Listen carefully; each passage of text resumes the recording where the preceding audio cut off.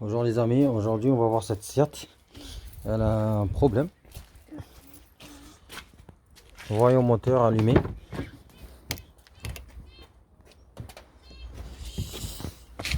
Alors le voyant moteur allumé, c'est une Seat Ibiza 1,4 litre 75 chevaux. C'est une essence. Putain. Bon. Voilà. On voit très bien qu'il y a le voyant moteur avec les PC là qui est allumé. On a démarré, le PC est parti, le voyant moteur reste allumé. J'ai pas fait du diagnostic, mais je vais vous dire, la plupart des voitures essence, problème de voyant moteur, c'est la sonde lambda. Donc, je vais couper. Voilà, comme je dis, la plupart des voitures essence, que ce soit une Seat ou autre, c'est toujours là, c'est la sonde lambda qui fait ce souci. Voilà. Donc, je vais mettre bloquer le capot. Voilà. La plupart des moteurs comme ça, la essence, c'est, je vais déjà enlever le cache. Je vais enlever le cache, là il faut tirer. Bon, quand vous enlevez le cache, il est là. Il fait admission aussi en fait. N'oubliez pas de débrancher cette petite durite là de merde et qu'il faut pas l'oublier à la rebrancher à la fin. Voilà. Alors on a le moteur ici. On a le boîtier papillon. Ça le fait aussi de temps en temps. Le boîtier papillon. Ça fait le défaut moteur aussi. Et aussi l'avant EGR. Des fois ça fait le voyant moteur. Mais la plupart c'est la sonde lambda. La sonde lambda elle est où? Elle est sur l'échappement, sur le collecteur d'échappement ou sur comment dire, sur le pot d'échappement ou le catalyseur. Sur ça, donc, on voit le collecteur d'admission, il est sous le cache en alu là, protection thermique là. Donc il va falloir, bon déjà je vois qu'ils ont déjà démonté parce que là il manque une vis comme celle-là. Il faut déjà enlever ce cache. Et là-bas, on va voir que la sonde lambda, je sais pas si vous la voyez, mais ça va pas être possible. Elle est dedans. Voilà. On voit la prise. Je vais laisser merdier là. Pour que vous voyez. Hop. En fait, elle est tout derrière. Elle est là-bas. C'est ça la sonde lambda. Pas ça. Non. Elle est là-bas sur le pot d'échappement. Voilà. Elle est là-bas. On va essayer de démonter ce cache. Mais là, le problème, c'est qu'il pleut. C'est un temps de merde encore aujourd'hui. Donc, il pleut.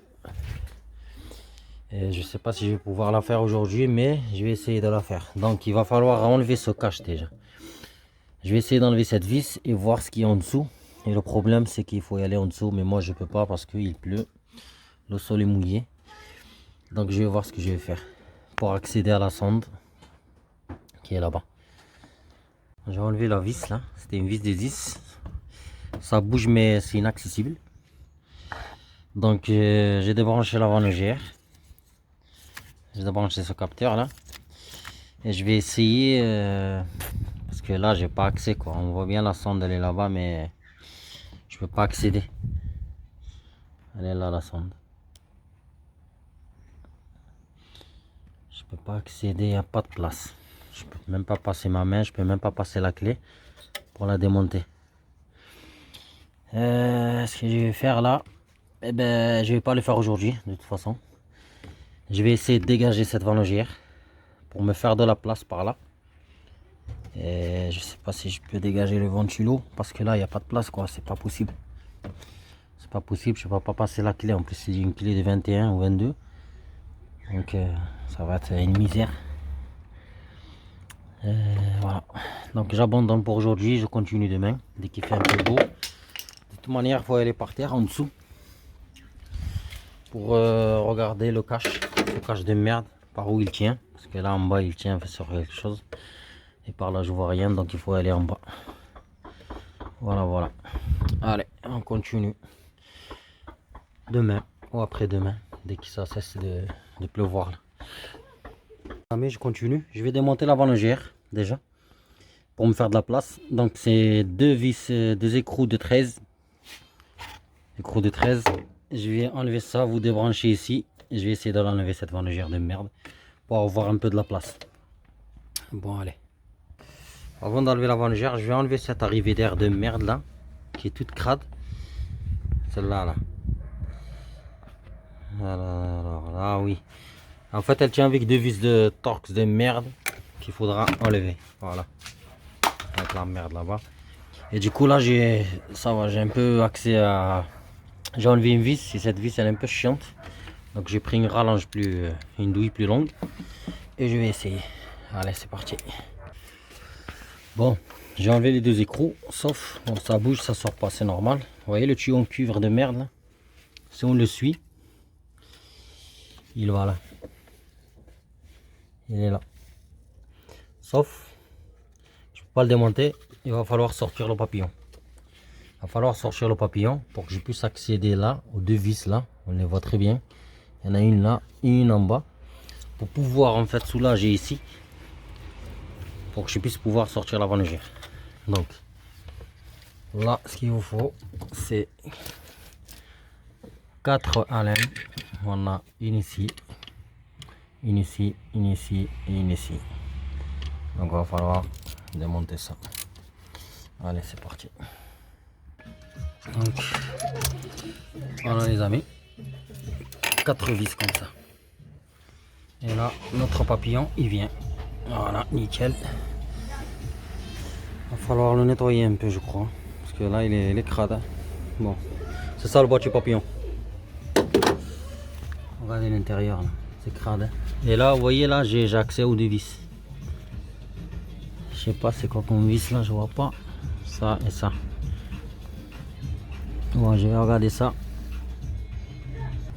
Bon, les amis, c'est du Torx. C'est du Torx. Je sais pas c'est quoi le numéro là, mais de toute façon, c'est du Torx. Hein. Et là, je vais essayer d'enlever cette vis. Et celle-là. Pour pouvoir soulager, pour ici que ça bouge. Voilà, allez. Voilà les amis, j'ai enlevé là, mais j'ai l'impression que ça bouge pas. Putain, mais c'est casse-couille ça. Essayer.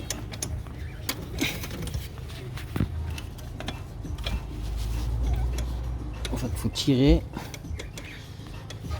Faut que ça sorte sa mère là. Ça commence à me. Bon, je vais essayer. Là, je vois que ça sort, mais je vais le faire avec deux mains. Bon, voilà, j'ai pu le dégager ces fils de pute là. Donc, je vais pouvoir sortir ma lingère tout doucement. Faut pas trop forcer les gars. Parce que là, c'est. Voilà.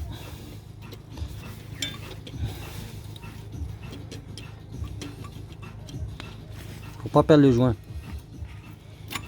Et là on voit que le joint commence à se barrer là. Voilà. Pose tout ici.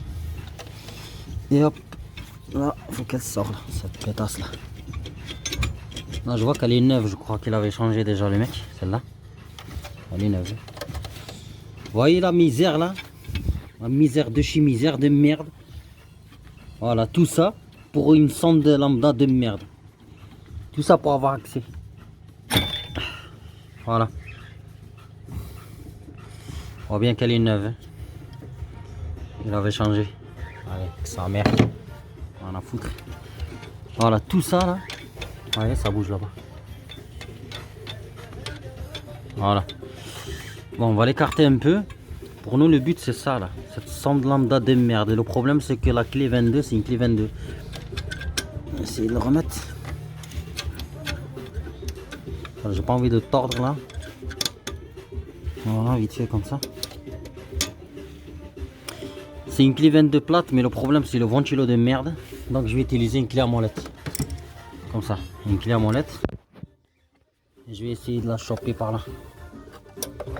Vous voyez là, vous réglez votre clé. Et là, vous voyez, je suis dedans là. Et là, c'est limite. Vous voyez, ça touche ici. Voilà, ça touche le ventilo ici. Donc, je vais essayer de mettre le dégrippant déjà. Et je vais essayer avec la clé à molette. Parce qu'une clé plate, ça rentre pas. Je vous le dis dès maintenant. Allez, c'est parti, dégrippant. Voilà, les amis, j'ai réussi à la dévisser. Moi, je peux pas avec la main gauche parce que vous allez rien voir. Sauf que le problème, il faut débrancher la prise. La prise, vous la suivez là. Elle est là. Et elle va tout en bas. Elle va tout en bas. Là. Là où il y a cette espèce de truc là, on dirait un relais. Donc je vais la détacher de là. Comme ça je puisse dévisser. De toutes les manières, je l'ai dévissée. Ça va. Allez, je débranche. J'ai réussi à la débrancher. Elle est là. Vous voyez là. Je l'ai débranchée. Maintenant, je peux la dévisser. Je sais pas si vous allez voir. J'ai mis le dégrippant bien sûr, hein, sinon ça bouge pas.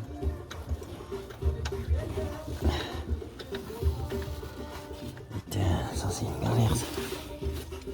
En fait, il y a le câble qui tourne en même temps. Donc faites gaffe, ne pas le... Vous tournez un peu. Ici, après vous tournez le câble aussi. Comme ça, ça le soulage, ça ne le torde pas. Et voilà, notre sonde. Ah, putain, j'ai mal au dos, sa mère.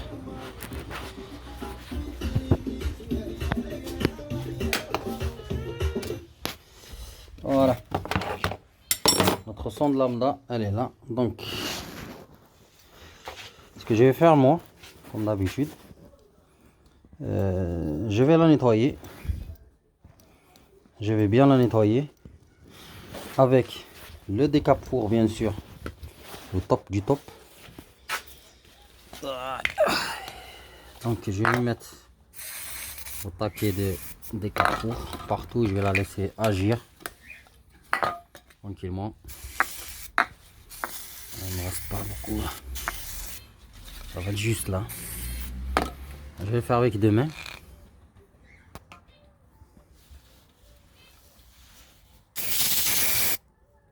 Voilà. Là, c'est la même chose. On va faire ici. Voilà. Je vais la laisser agir. Tranquille. Et après, je vais la nettoyer juste avec le nettoyant frein. Je vais bien essuyer et on va remonter. Les amis, comme j'ai dit, je vais en profiter pour nettoyer le boîtier papillon. Là, j'ai déjà mis des dégrippants dedans. Ah, comment ça s'appelle? Le décape-four. Et là, j'attends que ça agisse. L'essence et la brosse à dents. Et je vais nettoyer la sonde. Là, je crois elle est bonne là. Donc, je vais chercher l'essence. L'essence que j'ai déjà. Je crois que j'ai une bouteille par là. Voilà.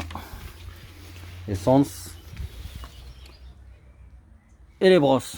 Et je vais attaquer tout ce nettoyage de merde. Et après, on remonte tout et on verra la suite. Alors, je préparais la soufflette. Là, je l'ai nettoyé. Je l'ai brossé avec l'essence. J'ai mis le dégrippant. Et là, le mieux, c'est la soufflette. Si vous n'avez pas de soufflette, ben, il y aura de la merde qui reste dedans. Donc moi, je vais bien souffler dans les trous. Et après, j'attaque le boîtier. Bon, voilà le résultat. Vous avez vu ça? C'est incroyable. Nettoyé, propre. C'était noir dedans. Nickel. Bon. Cette sonde là, de merde là. On va essayer le remontage. Bon, le remontage, je vais pas filmer parce que c'est au sens inverse. Donc, je vais la visser à fond, serrer avec la clé et brancher bien sûr le fil. Et remettre la vanogère, le boîtier et tout ça. Allez. Donc voilà, j'ai pu la visser. Elle est là, elle est vissée et serrée. On la voit bien là-bas. Donc il nous reste qu'à brancher cette prise. La prise va passer en dessous comme ceci. Et il faut la brancher comme ça. Donc deux mains, obligé. Allez. Voilà, je l'ai branché. Elle est branchée. Maintenant, il faudra juste la décaler en dessous, comme ceci. Je mettrai un riselant ici, pour qu'elle ne touche pas en bas. Donc, qu'elle soit comme ça, voilà, je mettrai un riselant comme ça. Comme ça fait propre. Donc, ce qu'il faut faire maintenant, de toute façon, on s'inverse. Bon, je vais pas tout filmer. Il va falloir remettre la vangère. Ces trucs là, je sais pas pourquoi il est comme ça. Je sais pas si c'est d'origine ou pas. Je sais pas. Je me pose des questions s'il manque pas quelque chose là qui, je sais pas, qui va là-bas, je sais pas où là. Et là, ça fait bizarre qu'il soit comme ça, celle-là. Bon, bref. Je remonte la vangère qui était, elle était comme ça, ce côté. On va remettre ce truc à la con là. Visser les écrous ici. Et là, pareil, je remets mon truc avec les deux vis. C'est ces vis là, Torx, Allen, pardon. Pas qu'une fois ça s'est mis, eh ben, je prends mon poche papillon et je le remets. Voilà, comme ceci. Voilà. Avec les vis, le bordel. Je remets le cache qui reste là-bas. Et on va essayer de... Oui, je remets ça aussi. D'ailleurs, que j'ai écarté, que j'ai bloqué avec le tournevis, si vous voyez là. Comme ça, j'ai plus accès ici. Et après, on démarrera et on regardera ensemble si le voyant il part. S'il part pas, ben, je refais un diagnostic. Je fais un diagnostic et là, pour vous dire que j'ai pas fait de diagnostic, là j'ai attaqué direct la sonde, les vangères et le boîtier papillon. Donc si le voyant il revient, ben, je ferai un diagnostic et on verra ce qui se passe. Peut-être que la sonde lambda, même si elle est nettoyée, peut-être qu'elle est HS. Donc pour vous donner une fourchette de prix, ben, vous allez rigoler de la sonde. Alors on va chez Amazon. Donc elle est là, 117 €, c'est la moins chère. Sur les autres sites, bien sûr, faut taper la référence. Hein. Là, j'ai tapé la référence. Sur les autres sites, bah, par exemple, chez Oscaro, bah, vous voyez là, 149 boules. Au lieu de 297, ils sont tarés. Franchement, ils sont tarés. Voilà. Bref, j'espère que ça va marcher pour lui. Juste un bref nettoyage. Et j'espère que ça va marcher. Bon là, les gars, je remonte tout ça. Et on revient vers la fin de la vidéo pour le démarrage et pour voir. Allez, c'est parti, je remonte. Donc voilà, j'ai pu la visser. Elle est là, elle est vissée et serrée. On la voit bien là-bas. Donc il ne reste qu'à brancher cette prise. La prise va passer en dessous, comme ceci. Et il faut la brancher comme ça. Donc deux mains, obligé. Allez. Voilà, je l'ai branché. Elle est branchée. Maintenant, il faudra juste la décaler en dessous, comme ceci. Je mettrai un riselant ici, pour qu'elle ne touche pas en bas. Donc, qu'elle soit comme ça, voilà. Je mettrai un riselant comme ça. Comme ça fait propre. Donc, ce qu'il faut faire maintenant, de toute façon, on s'inverse. Bon, je vais pas tout filmer.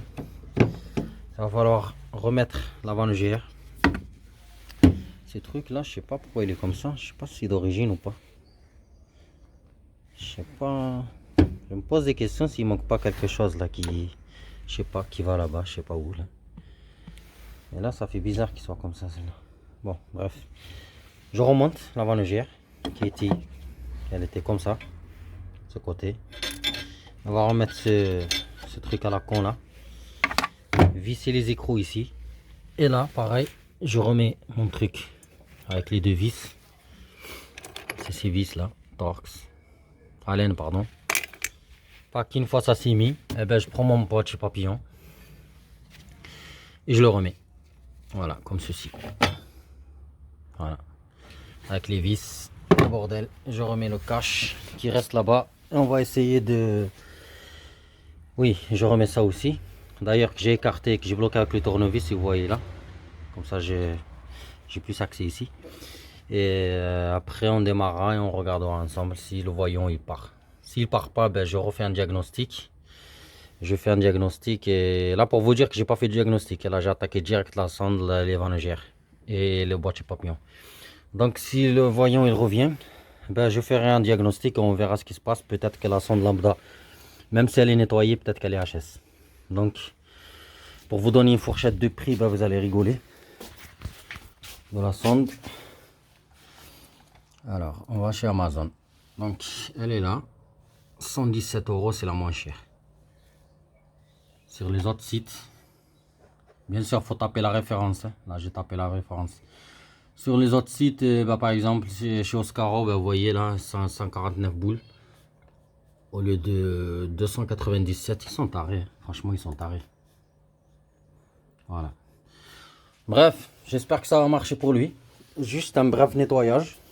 Et j'espère que ça va marcher. Bon là, les gars, je remonte tout ça.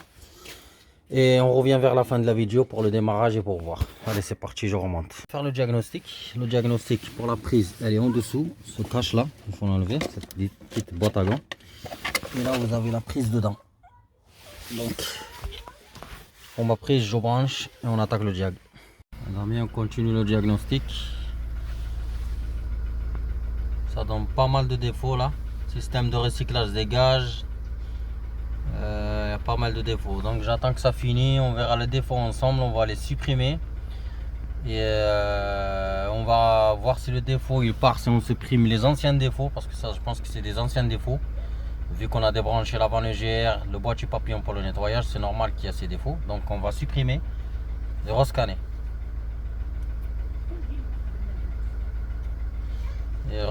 le bordel et on va voir s'il part, mais normalement il part.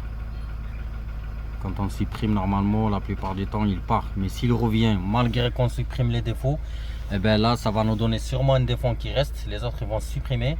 Et là, on verra ce que ça donne. Et ce que ça veut dire exactement. Si c'est la sonde lambda qu'il faut changer, ben, il faut en chier 150 €. 120, 130, c'est à partir de 150, à partir de 100, 120 € la sonde lambda. Et bien là, il n'aura pas le choix parce qu'il a le voyant moteur allumé. Et ça, maintenant, au contrôle technique, ça passe pas. Bon, je laisse finir et je reviendrai. Voilà les amis, le diag fini. Vous voyez là, c'est ce que j'avais dit. Sonde lambda, système de recyclage dégagé sapement, débit trop faible. Sonde lambda linéaire, courant de pompage. Sonde lambda, tension de référence. Bac, sonde, circuit électrique, chauffage, défaut, nénéné. Ça me bat les couilles, de toute façon on va supprimer. ABS c'est rien, climatronique, on s'en fout. Des fois c'est que les volets d'air. Le boîtier confort, bon l'unité centrale qui marche pas, bon on s'en bat les couilles. On va venir là. Le voyant il est toujours allumé, on va essayer et on croise les doigts. De toute manière, il faut supprimer, couper le contact, fermer la voiture et refaire un diag.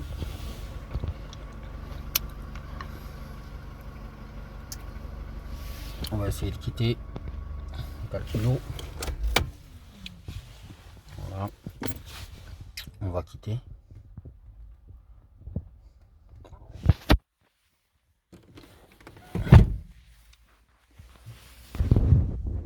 Alors, quitter calculateur.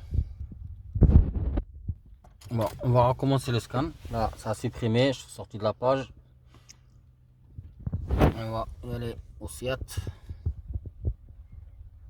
Audi SIAT Ibiza, elle est de 2003 celle-là, donc 2002-2009. Là. Allez. On va scanner. On va laisser scanner tranquille. On va voir ce qui revient.